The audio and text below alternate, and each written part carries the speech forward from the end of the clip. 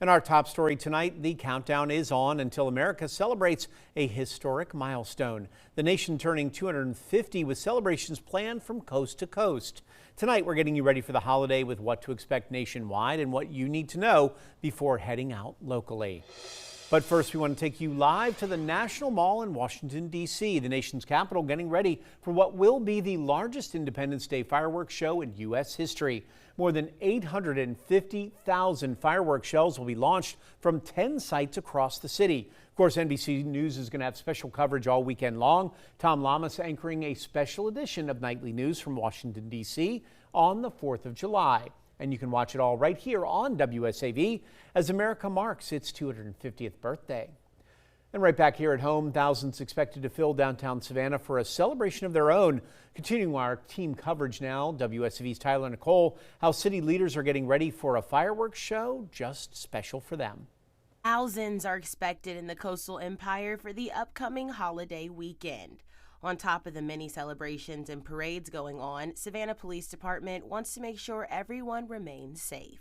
The thing is to make sure that they have a plan when they come out. If they're going to have folks that are elderly, have mobility issues, or small children, have a plan to get them in and out of the areas of the celebration. If you are planning on drinking alcoholic beverages this weekend, Sergeant Flynn says make sure you have a designated driver or that you're using rideshare apps. That goes for boating activities as well. If they're going to be consuming alcohol, they don't need to drink and drive. Use rideshare or have a designated driver that can come out with them and make sure they get home safely. It's very dangerous to drive drunk, as we all know. We want to make sure that everybody gets to and from all celebrations, family celebrations, safely and alive. That's our biggest tip that we have this year. Remember, celebratory gunfire is illegal, and if you're popping fireworks, make sure you're doing it in areas where they are allowed and following all noise ordinances. Celebratory gunfire, that's against the law. Don't do it. What comes up must come down. You don't know where those rounds will end up. They can come through somebody's house, hit somebody that's innocent, or kill somebody. So we don't want to have any of those incidents take place. We want to make sure everybody's safe and practicing things correctly. As far as parking downtown, many streets will be blocked off starting Friday and ending on Sunday. The 4th of July fireworks show will start downtown at 9:30 p.m. on Saturday. Tyler Nicole, WSAV News 3, on your side. And thousands of people are expected to head to the beach this holiday weekend right on Hilton Head Island. Lifeguards, they'll be on duty to help keep everybody safe. Shore Beach Service will have a team of 65 lifeguards stationed in towers, as well as patrolling the beach in trucks and four-wheelers. Officials remind beachgoers to be aware of those rip currents. If you caught in one, swim parallel to shore until you're out of the current, then make your way back to the beach. Lifeguards also urge parents to keep a close eye on their children, as those large crowds can make it easy for kids to become separated. And with hot summer temperatures, stay hydrated by drinking plenty of water and eating regularly. Of the afternoon. You get a lot of people that come down here on vacation. They're used to an exercise regimen. It gets a little bit later in the day because they're on vacation, and it's already 90 degrees and humid. So, limit the exercise while you're here. Make sure it's early in the morning, and then hydrate like crazy, whether it's water or anything with electrolytes. Now, officials also remind visitors alcohol prohibited on Coligny Beach. Violators could face fines of up to $1,000.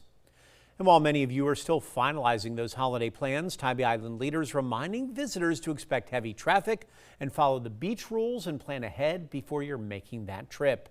WSV's Jillian Coles has what you need before heading to the island. Beach soon will be packed with thousands in red, white, and blue. And Tybee Island Police Chief Tiffany Hayes recommends coming early because finding parking or a great spot like this one may be difficult. All parking will be available on the island, but an emergency lane will be established Friday and remain until Sunday, reducing traffic to one lane each way. Hayes asks everyone to stay patient coming on and off the island. She encourages families to take a picture of children day of so they're easily identified if lost in the crowd.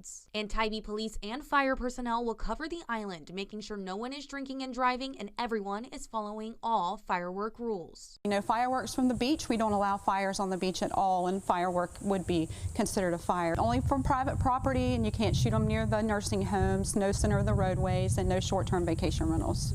Hayes says the Tybee Police Department Facebook page will stay active through the weekend, updating you on any emergencies that may happen on the island. Reporting on Tybee Island, Jillian Coles, WSAV News 3, on your side. And America, of course, marking a major historic milestone this weekend. The city of Savannah also celebrating some history of its own. Savannah's Farm Street Post Office being recognized for its own place in the nation's history. The post office, just one of 62 across the country that's remained in operation since 1775. It's continuing to serve the community for more than 2 centuries.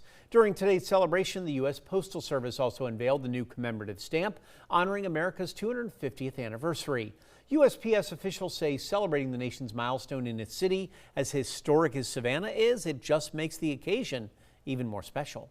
It's very cool that Savannah is one of the 62 post offices that were originally in America, like the major form of communication for the U.S. We've always been here for you.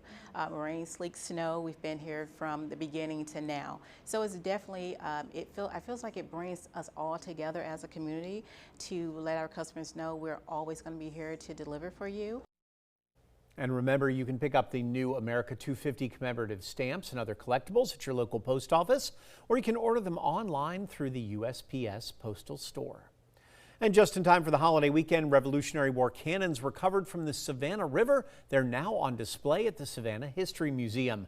That unveiling took place just a short time ago, and it marked the culmination of a years-long project to preserve and restore these artifacts. WSAV's Ben Singer joins us now live with how it all came together and what this moment really means for the city. Ben? And Andrew, the opening reception for this brand new exhibit is over as of just a few minutes ago. There are a few people left in the space right now just soaking it all in. It's officially called Loyalists and Liberty, Savannah in the American Revolution. And this is the centerpiece. This is what was unveiled today. These are the 17 Revolutionary War cannon that were discovered during river dredging in the Savannah River in 2021 by the U.S. Army Corps of Engineers. They then engaged the DNR, another agency, Texas A&M, and the Coastal Heritage Society, the operator of this museum, the Savannah History Museum. And this has all come together in what you see here today. And the Savannah History Museum, for its part, has reimagined 3,000 square feet of this space. So if you've been here in the past, you need to come again because it is a completely different place. And it's really telling a more rounded story of Savannah's role in the American Revolution. So we're talking about the Siege of Savannah, the second battle of the war here in our area. That was 1779.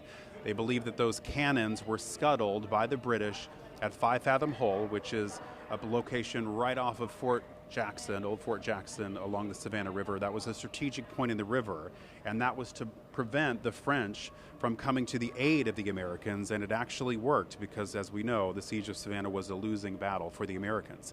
Now, this is one of the most fascinating parts of this exhibit.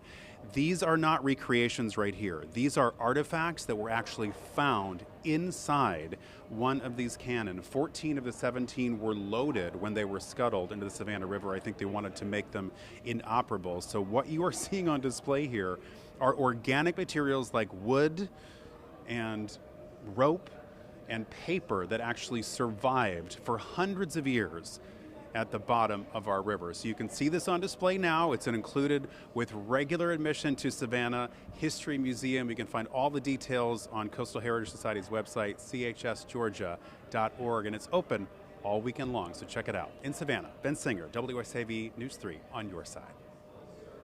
Very, very cool. Remember, we've got you covered with a full list of downtown road closures, plus where you can go locally, catch the best fireworks displays and holiday events. For everything you need to know to stay informed and stay safe this 4th of July weekend, just head to WSAV.com/America250.